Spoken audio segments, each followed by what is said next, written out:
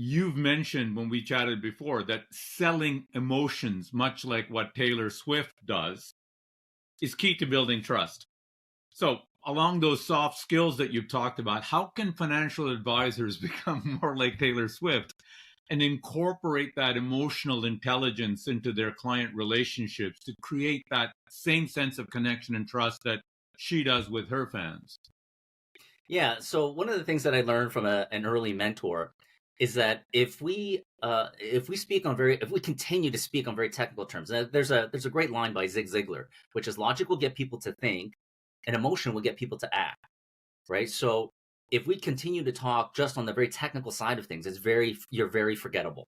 But if you can get an emotional response out of people, that's how people have been wired to connect in that way on an emotional level. Mm-hmm. So really good capital raising and really good client relations is being able to have emotional intelligence and to be able to communicate at an emotional level. So it's kind of like, to go back to that analogy where you're saying, well, there's rules don't apply in capital raising or in soft skills. It's more principles. To give you an example, is that if you're married and you have a spouse or partner, and you catalog everything that you said and everything that you did, and then try to apply that exactly verbatim to just a random person, and say, well, this is what I did to find a partner, and I applied the exact same thing a second time and it didn't work. Well, in the rule-based world, or in a very technical world, that should work. It's like code always works, right? Code, just apply the Right. exact same code. And that's why it's disorienting, because it's not going to work. This is the Future Ready Advisor, a show about transforming your financial advisory practice. I'm your host, Sam Sivarajan, a wealth management consultant, behavioral scientist, and keynote speaker. In this podcast, I dive deep into the real challenges advisors face and bring you insightful conversations with top industry experts. Together, we'll explore practical strategies grounded in behavioral science to help you better serve your clients, optimize your time, and build a future-ready practice. Hi, everyone. I'm your host, Sam Sivarajan. Welcome to today's episode of the Future Ready Advisor. Today, I'm here with Edmund Chien, a former financial advisor and now coach to capital raisers and executives. Edmund, welcome to the show. Thanks for having me, Sam. It's a pleasure to be here. Good to have you. Let me quickly introduce you to our audience. Edmund is a seasoned business and sales success coach with over 20 years of experience in mentoring and coaching. A retired Army paratrooper and former financial advisor, Edmund built and managed a $70 million book of business by focusing on discipline, trust, and genuine care for his clients. Today, he leverages his military and financial background to help others achieve success by coaching financial professionals and business leaders. Edmund, you've had a unique career path that started with a decade in the Canadian Army, where you served as a full-time soldier and boot camp instructor, before transitioning to Bay Street and the financial advisory world. Talk us through this diverse career path and how you think the discipline and methodology you learned in the military has influenced your approach in financial services, especially when it comes to coaching financial advisors. Yeah, that's a great question, Sam. But just to clarify, I spent 10 years in the military. I was a part-time, so I was a reservist, but I spent 2 years of that time as a full-time soldier. A lot of military people tend to be sticklers with those kind of details. But yeah, I would say that military. I would like to say that it was all thought out and calculated, but I don't think I'm actually that smart. I think part of it was when I was in school, I was looking for something to do, and I really felt attracted to the military. There's a lot of different things that it was like very nuanced, but I think a big part of that was things like being part of something that was bigger than myself, as well as learning some valuable traits, learning some discipline, having good mentorship. A lot of those things were contributed to it. So I think that it actually panned out quite well, and it was a great.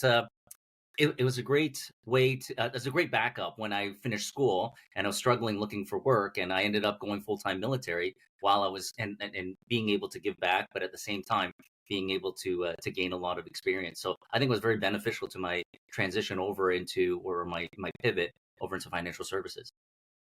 And what were some of the lessons or skills that you would attribute to your, call it, your time in the military, that you felt helped you transition from a very different world into the financial advisory world? Yeah, I would say one of the best things. So when I was like a basic training instructor, one of the major things that we employ is something called EDI, explain, demonstrate, imitate, and it incorporates a lot of repetition in coaching. So everything that is taught in the military, both in the British military as well as the Canadian military, it's taught through this method of EDI, especially very complex skills. And it's things that I taught. And then when I went into financial services, I just applied uh, the same approach to learning and applied it to my own development within financial services. So, for instance, when I wrote my CSE and I became a licensed stockbroker, just incredible amounts of repetition. I can't tell you how many times I did the practice test. I just did it over and over and over again to the point where it became like it almost became like just instinctive, and I could just go through it so fast. And that's something that the military taught me. It's just like we had a saying. There's some things I taught in the military where we're gonna keep doing something because I would do a lot of repetition with my students. And a lot of the candidates would say, well, how much longer are we going to do this? And I say, we're going to keep doing this until you're absolutely sick of it, and then we're going to call that the halfway point. I think that's interesting, and I totally see the application. Can you, for our listeners, dive in a little bit on each of those components, E, D, and I, and what exactly that means? And maybe you can talk a bit about how that applied as in the military, the examples that you use, and how you brought that to bear in the day-to-day life of some of your financial advisory work. Yeah, EDI is a great thing that I used even to train junior advisors when I was, when I was in financial services. And it kind of goes off that quote that many people have heard, which is, I hear and I forget, I see and I remember, and I do and I understand. And that it's basically incorporating that. So EDI, the E stands for explain. So whenever something brand new is being taught or a new skill is being taught, the first part of it is explain what the outcome is, the reasons why we're doing this or how it works. All the mechanics is all classroom work. And just because I tell you, it's like if I was going to tell you how to drive a car, I could tell you all day long. You're still not going to be able to drive a car. Hmm. So after I explain it, then I demonstrate. So once you get in the car, and I'll show you how I drive, and then you observe, and then you just watch and see how I do it and take notes. And then after that, then we switch over, and then you go off and you imitate me, and it's basically shadowing. So when I was learning about financial services, I would apply this to myself. So I would read a lot. I would seek out mentorship and have people explain. And then for my when I became an advisor, I followed a senior advisor, and I went to all his meetings, right? So I would observe. I just sit there observing his meetings. And then after that, for a period of time, I asked that mentor to come to my meetings and to evaluate my meetings and to critique it. And we just went back and forth for a while until I was very, very comfortable and it became instinctive. So lots of repetition. So I asked for that mentorship a lot longer than most advisors did. And even my mentor said, like, I don't know if we want to keep doing that. I did it for a year. And most people was like, oh, we only need to do this for like 2, 3 months. And I was like, no, I want to do it for a full year because this is my new job. This is my new vocation. And I want to make sure I really have this down pat. And it was that kind of military discipline and really that stamina that gave me that perspective just to keep going and to learn it till the point where it's instinctive. Yeah, or muscle memory. I think that's such a great Absolutely. insight, Edmund. I know that the research shows that experience, which is to some extent what that demonstrate and that imitate component of what you're talking about, is critical for people to feel comfortable. Research shows that having experience in investing makes a difference in terms of your comfort and your ability to understand the risks of investing. So that EDI framework that you described, I think is critical for new advisors, but perhaps it's also something that advisors can use with their clients to get them comfortable as they develop financial plans or insurance policies or even investment solutions. Yeah, absolutely. So a lot of these things like when we go into a meeting, you're going to be put under cognitive load or cognitive strain. And the more you can prepare Like, for instance, the more familiar you are with your investment product and you can explain it in many different methods and many different ways, the less you have to use that cognitive load when you're in a client meeting. Because most of your energy in a client meeting should be reading the responses of your prospect or of your client. And if you have to go and try to dedicate time to memorizing or remembering verbatim what you were going to say, then you're going to lose cognitive attention and you won't be able to pick up the small cues. So really good client-facing advisors are people that know their material so well they could explain it almost instinctively, so they can maximize their attention towards reading your client and understanding your client.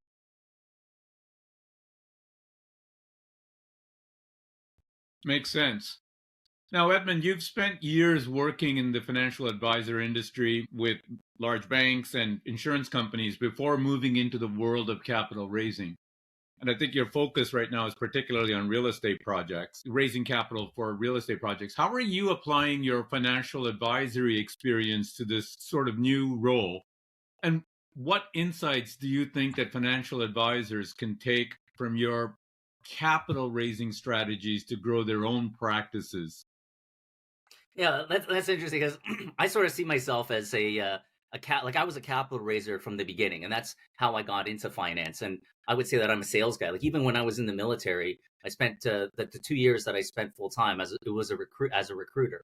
So that's a form of sales. So I see that my skill set or my value that I brought to financial services is capital raising from the beginning. So, and when I started off in private equity, where you had to be an accredited investor, which is essentially $1 million of investable assets. So it was at a very high level in terms of capital raising. And I think one of the biggest challenges that, because today I coach people on how to sell or how to do that capital raising. And I think the biggest challenge that I encounter with people that come from a finance background, especially from a very technical background, is that it's a completely different paradigm. So especially people that like I've talked to or I've coached people that come from an engineering background, and there's a lot of set rules that are always going to be the same. 1+1 is always going to equal 2 in that paradigm, right? A lot of engineers also think of very binary kind of terms. It's either going to be on or off. But when we go to soft skills and when we go to sales, it just completely throws them for a loop because those paradigms don't exist. In soft skills, the difference is that it's like art. So art is, we don't follow any kind of set rules in art. Soft skills is a form of art. It's a set of principles, and principles can be broken because people are all different. So today you could say, 1+1 equals 4, and then tomorrow 1+1 equals 6, and 1+1 can equal 2, and 1+1 can equal 1.5. And it's very disorienting for that type of people. And that's the importance of understanding the realm of capital raising in the realm of soft skills, because every client is going to be different and every client's going to respond in different ways to things that you say. You could say something one way to a client and you close, and you say the exact same thing to the next client and you won't close. No, I think that's a great point. And along those lines, you've mentioned when we chatted before that selling emotions, much like what Taylor Swift does, is key to building trust. So along those soft skills that you've talked about, how can financial advisors become more like Taylor Swift and incorporate that emotional intelligence into their client relationships to create that same sense of connection and trust that she does with her fans? Yeah. So one of the things that I learned from an early mentor is that if we continue to speak on very technical terms, there's a great line by Zig Ziglar, which is logic will get people to think, and emotion will get people to act. Right. So if we continue to talk just on the very technical side of things, you're very forgettable. But if you can get an emotional response out of people, that's how people have been wired to connect in that way on an emotional level. So really good capital raising and really good client relations is being able to have emotional intelligence and to be able to communicate at an emotional level. So it's kind of like, to go back to that analogy where you're saying, well, there's rules don't apply in capital raising or in soft skills. It's more principles. To give you an example, is that if you're married and you have a spouse or a partner, and you cataloged everything that you said and everything that you did, and then try to apply that exactly verbatim to just a random person, and say, well, this is what I did to find a partner, and I applied the exact same thing a second time and it didn't work. Well, in the rule-based world, or in a very technical world, that should work. It's like code always works, right? Code, just apply the Right. exact same code, and that's why it's disorienting, because it's not going to work. That's where the different. That's where it highlights principles. But when we're talking about an emotional level, interesting enough is I went to, like, my bachelor's is a bachelor of fine art in theater, and a lot of people don't realize that. And that's very high level soft skills and understanding soft skills. That's essentially what art or what theater is all about. How do you connect with the audience? And that's my understanding of when I dissect what's going on with Taylor Swift, which has got the highest grossing concert tour in history, is over $1 billion. And what is it about that that's just so attractive to her demographic? I think a big part of that is Mm-hmm. being able, she understands, or she has a human experience and a capability to express emotion that resonates with her audience, because her audience can have the same type of emotion, but maybe not the skill to be able to express it. So the fact that she can do that and the audience sees part of themselves in that expression, it draws them out, because it resonates, and that trust starts to build.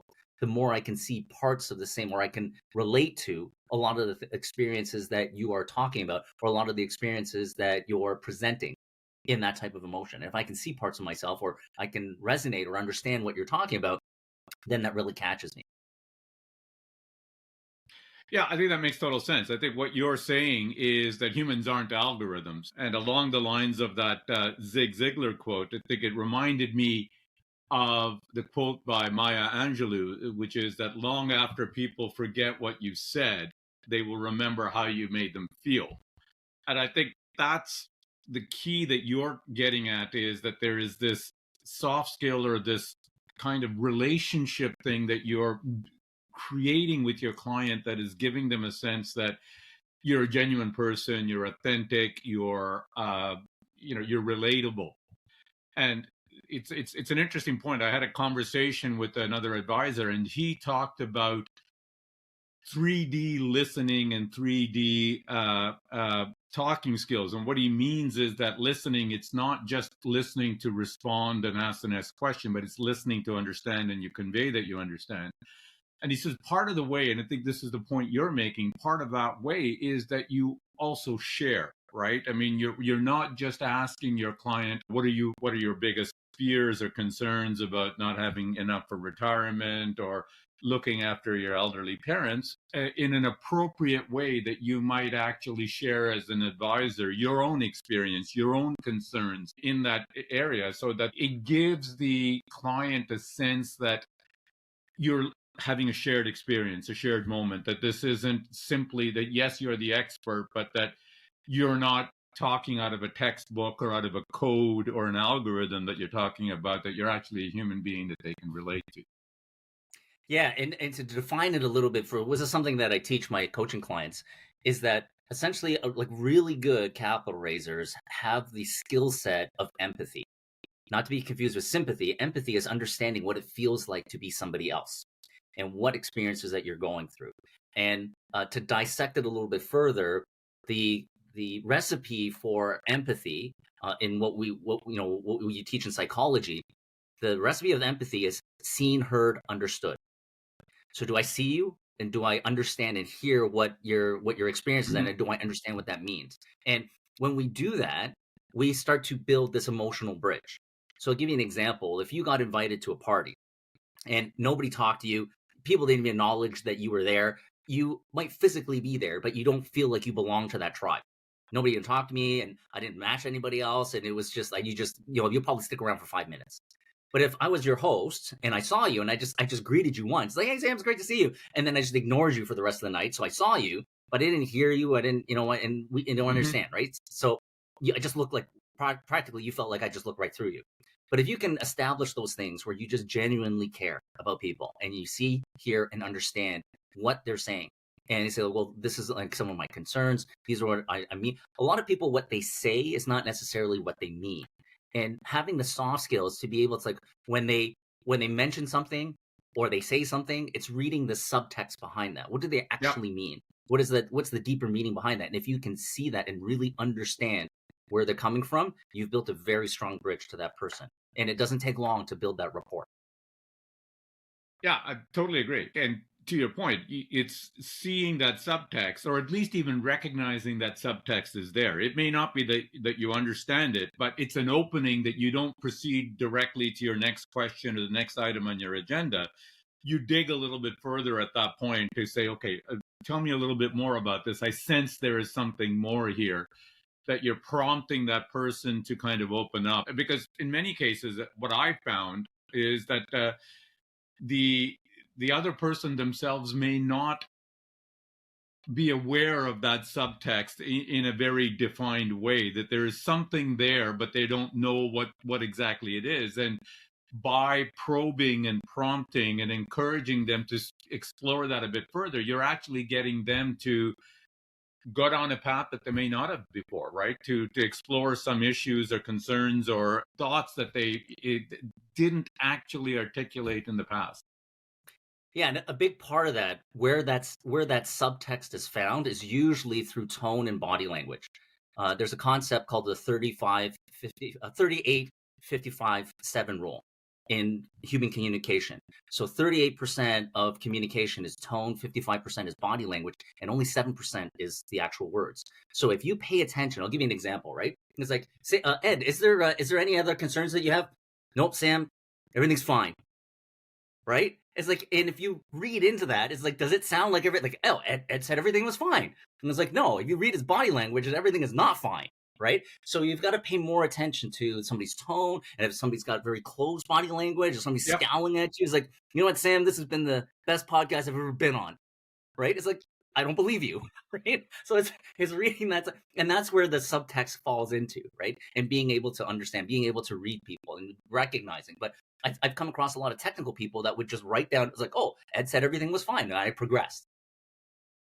But that's, to me, is bang on, and that's the difference between, we've talked about it or touched on it, between AI and a human advisor, right? AI isn't going to be able to get that 93% of that communication that you said is nonverbal, which is the critical component. A human advisor that has got the awareness to be paying attention to those things is going to be able to run rings around an algorithm or an AI that isn't aware of that and can't capitalize on that.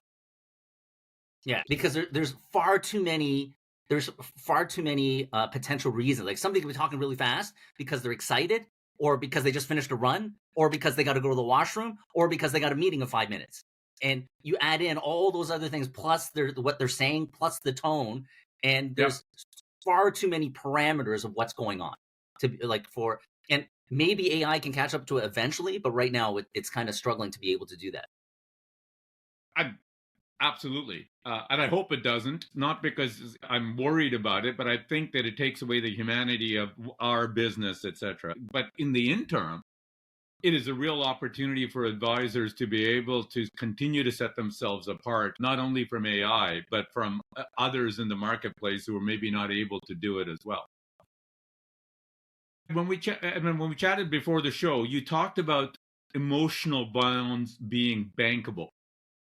Can you explain a bit what you mean by that, and how financial advisors can translate these bonds into tangible business growth? Yeah, absolutely. So, of course, like, the deeper connection that you have, it really starts to draw people into you. So when we're talking about capital raising and sales, it's always a struggle to find clients. And the ideal is that, when you first start out, it's always what I call a pull. You're going out and you're prospecting, you're going hat in hand, and you're trying to pull people to come in and become your clients.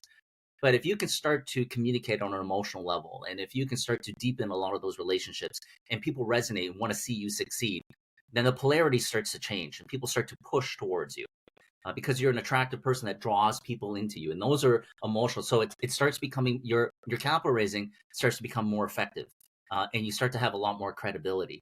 It's basically being a likable person. The more likable of a person you are, the more people are drawn into you.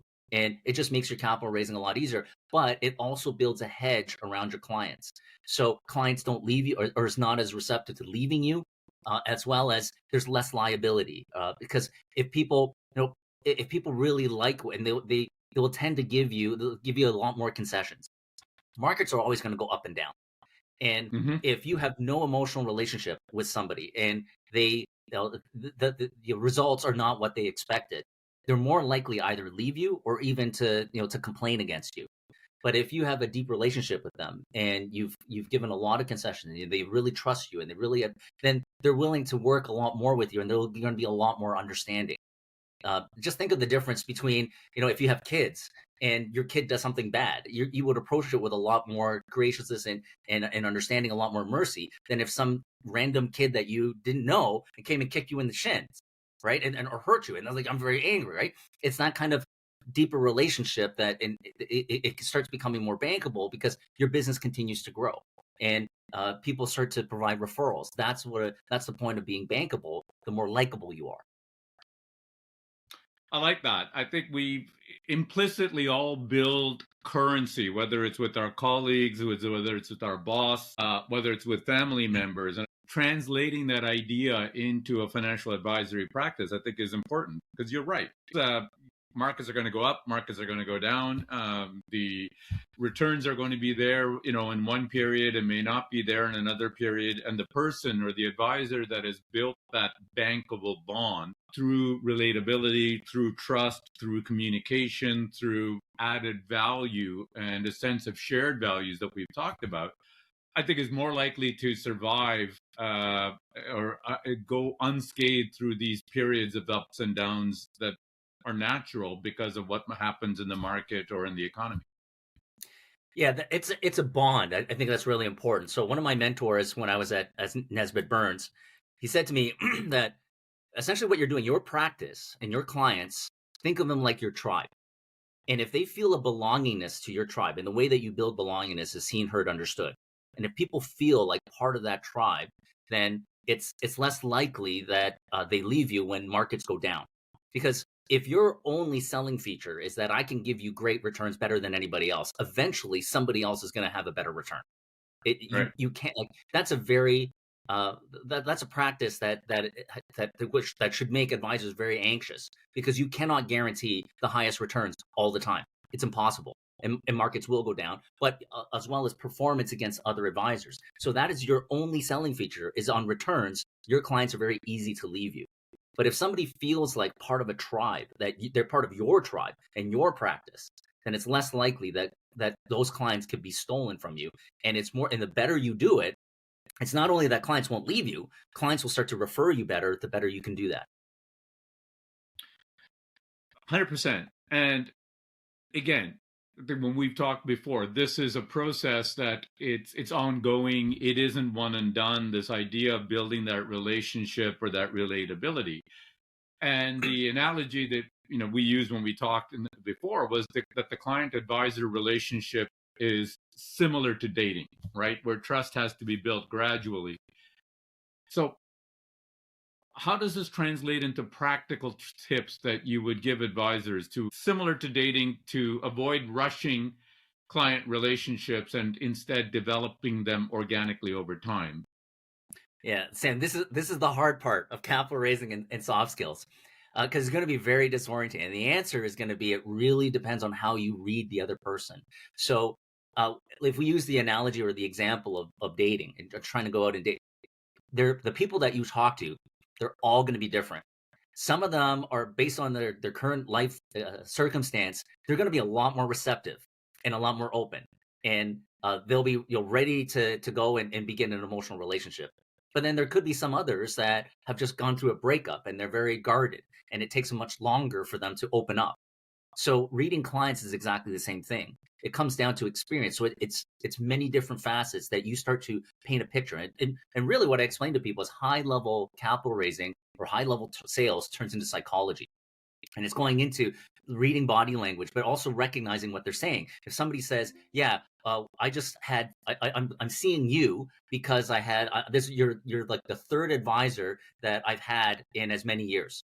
And it's like, you know what? It's like somebody said, I've had some three bad breakups, and now here's another guy that's going to go and break my heart, right? And so you can read into that, but you can also have to read the body language. Is a person very upset and guarded? Same thing with advisors. But if somebody said that, hey, I've had an advisor for 10 years, and we just recognize that we're outgrowing that advisor. We really care for that advisor, but it's just that they don't have the skill set, and that the practice doesn't have the investments that we're looking for. We wish them the best, but we want to look for something else. Then that person's a little bit more not as emotionally raw. So it's reading a lot of these things, not just what they say, but also how they're saying it, to be able to understand how fast can I go. So I think the biggest, like, really good people in that kind of realm understand how much modulation to use. Sometimes when you're new, it's about trial and error. And he's like, you know what? I think I read those cues wrong. I thought it was this, and I went a little too fast, and then they started ghosting me, or they freaked out. You know what I mean? It's like you learn, just like in dating, right? It's like, oh, I met this girl. She was great. She said, call me. And I waited 10 minutes and I called her and she freaked out. I was like, oh, I guess I did that wrong. Or I waited a week and I called her and she didn't answer. She was so mad that I didn't call. I was like, oh, so maybe a week is too long and 10 minutes is too fast. So I got to find somewhere in between there. And it's just this process of learning, which can be sped up if you have a mentor. No, it's a great point. And as you're talking, and I think this is probably it resonates with your Army background, but it's like special forces or other kind of Army units. You train, you get mentored, you practice maneuvers, etc. Not because that you expect your next mission to go exactly as you practiced it, but it creates that muscle memory, and as you say, that it reduces that cognitive load, so that when you see a new situation, you can decide which parts of your training and experience apply in this case and which ones don't, and how to adapt different pieces of what you've learned for that specific situation. And I think you're saying the same thing when it comes to whether it's dating or whether it's advisors building client relationships. I think over time, as you get more experience, you've got the building blocks that you would bring to each particular situation, but you're not putting it into a linear type of code or recipe that says first do A, then do B, then do C, then do D. You're going with the flow of each situation to kind of adapt as necessary.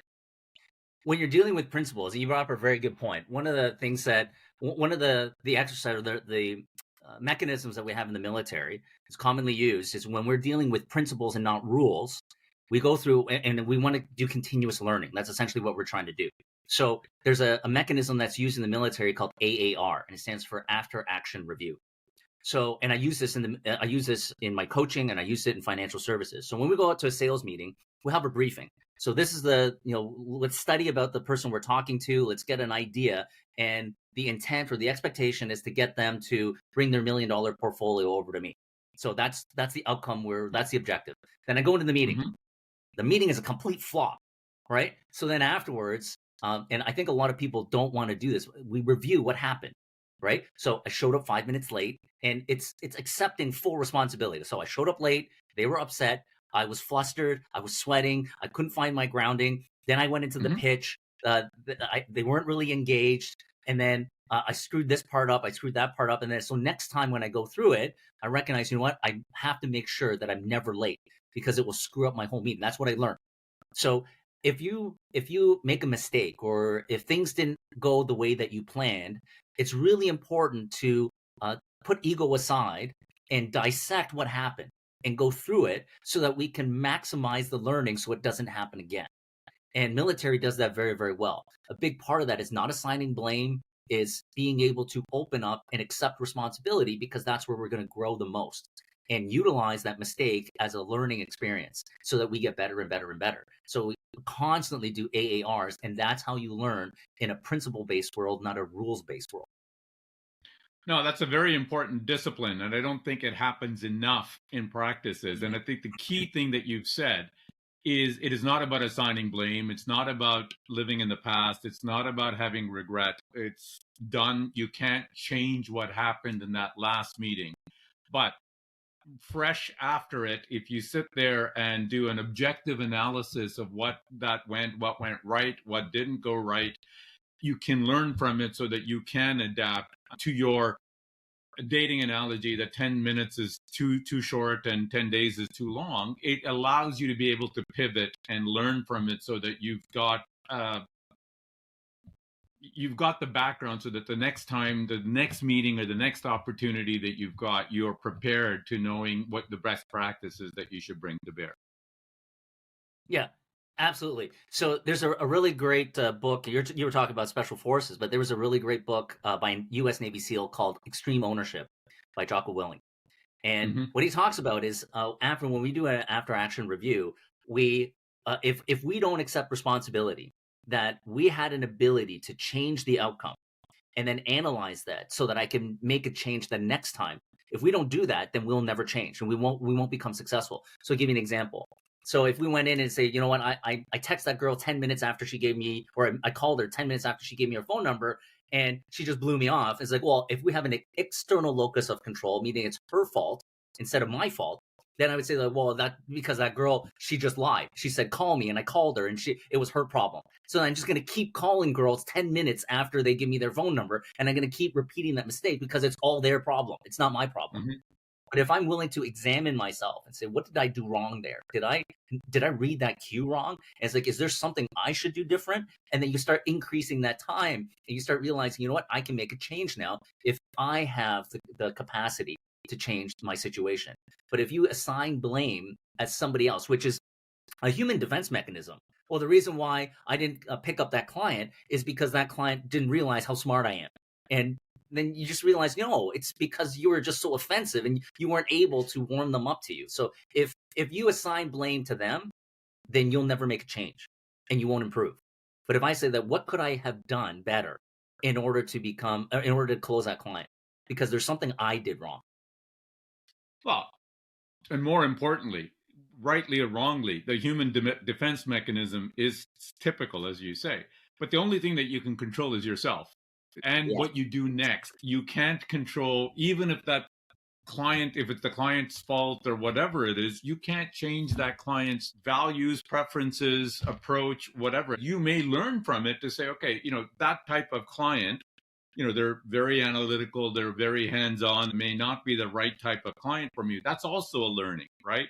But it requires that objective, no holds barred self-reflection and analysis to say, what did I do right? What did I do wrong? And what do I take away from this interaction?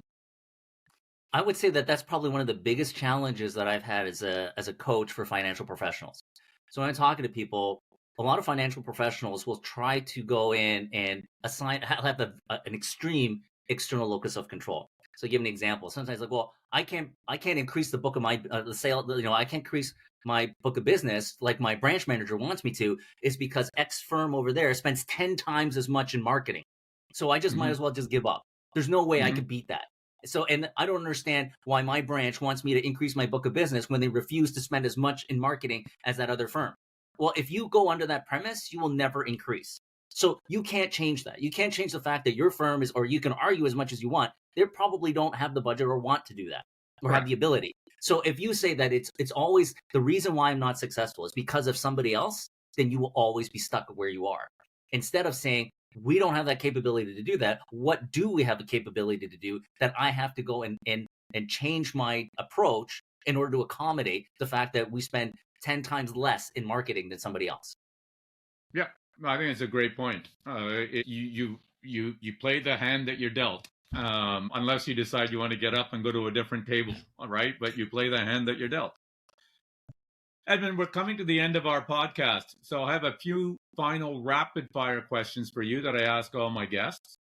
So if you're ready, number one, professionally, what is the most important lesson you've learned over the years? I think the most important lesson I've learned is always have a mentor. Always have a mentor and a senior advisor that you can learn off, and that speeds up your learning curves. I couldn't agree more. I mean, I'm blessed to have had good mentors throughout my career, and they've taught me, they've radically improved and sped up my development. So totally agree with you on that. Number two, what is one practical tip you would offer listeners keen on applying your insights? I think this is imperative, is continuous personal growth. So I've had people say, look, Ed, I can't access a good mentor. or I don't have any mentors, I can't find anybody. You can always find mentors. They just, some of them don't have to be physical. So if you go and find published books of, experienced people, you can have those, sort of mentors, like not official mentors, but they can teach you as well. And that goes back to the explain. So go off Yeah. and have this mindset of continuous personal improvement, no matter where you are in your career. Always improve. You can always be better. I couldn't agree with you more. That to me is always something that has driven me, which is that you could always be better. It's not that you're trying for perfection, but progress.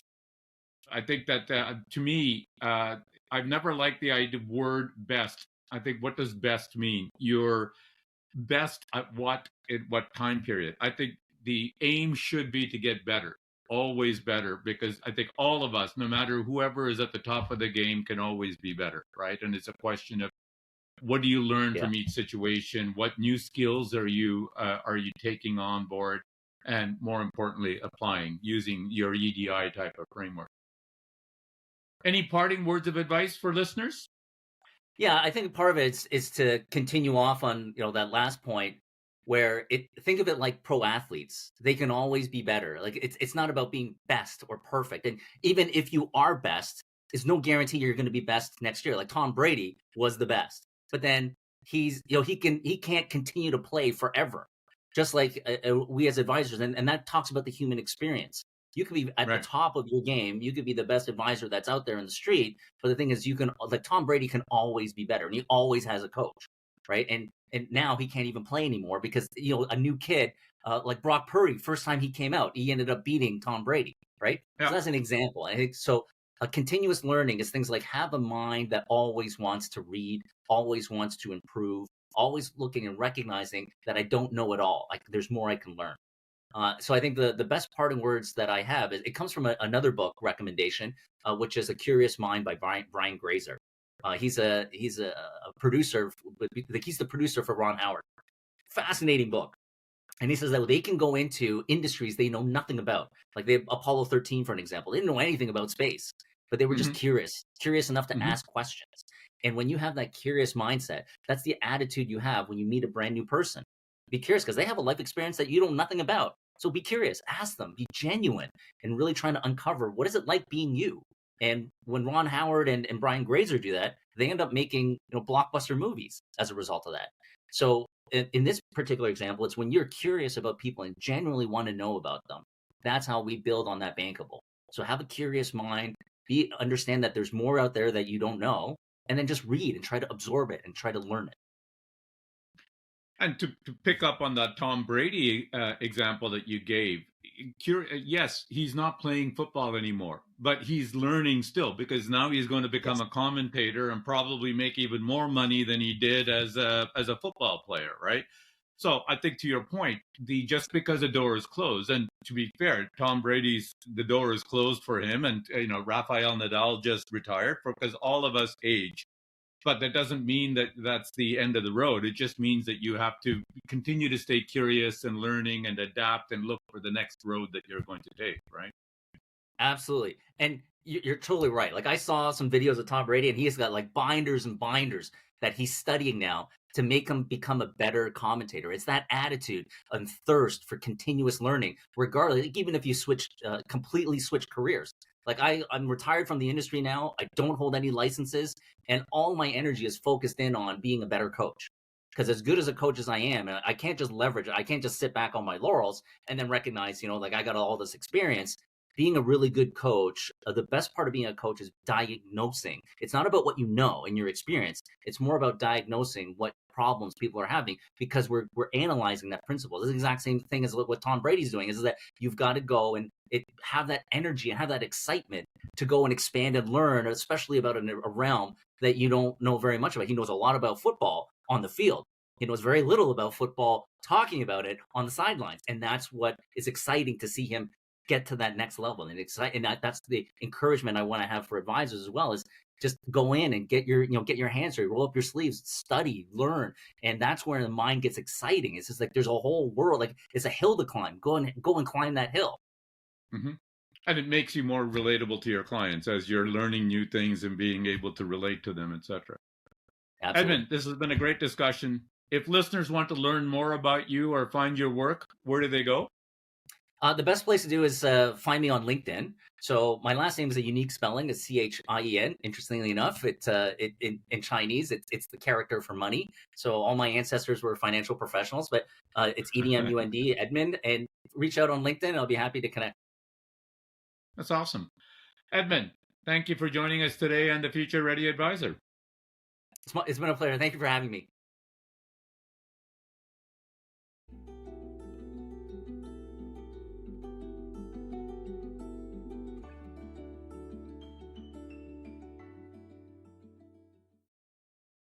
In this episode of the Future Ready Advisor, I spoke with Edmund Chien, a coach to capital raisers and executives, about leveraging military discipline and emotional intelligence in financial advising. Here are my 3 key takeaways. Number 1, mastery through EDI. Edmund shared the Explain, Demonstrate, Imitate, or EDI framework he honed in the military.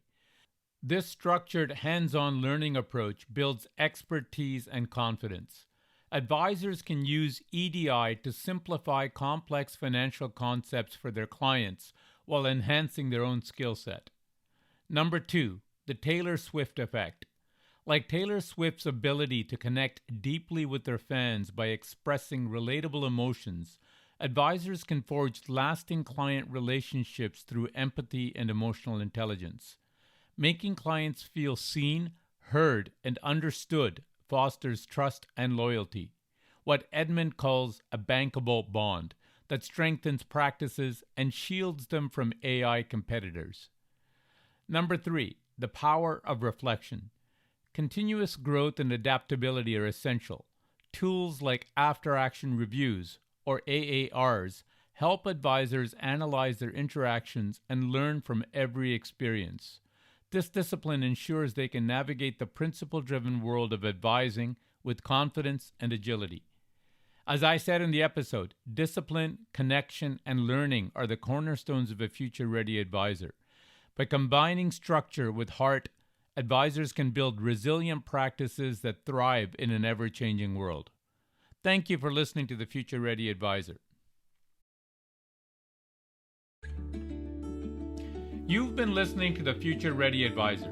If you enjoyed the show, please leave a review on Apple Podcasts or a rating on Spotify, or share your feedback wherever you listen. Be sure to follow the podcast so you never miss an episode. For more insights on how to keep your practice future ready, visit www.samsivarajan.com. You can find the link on the show notes.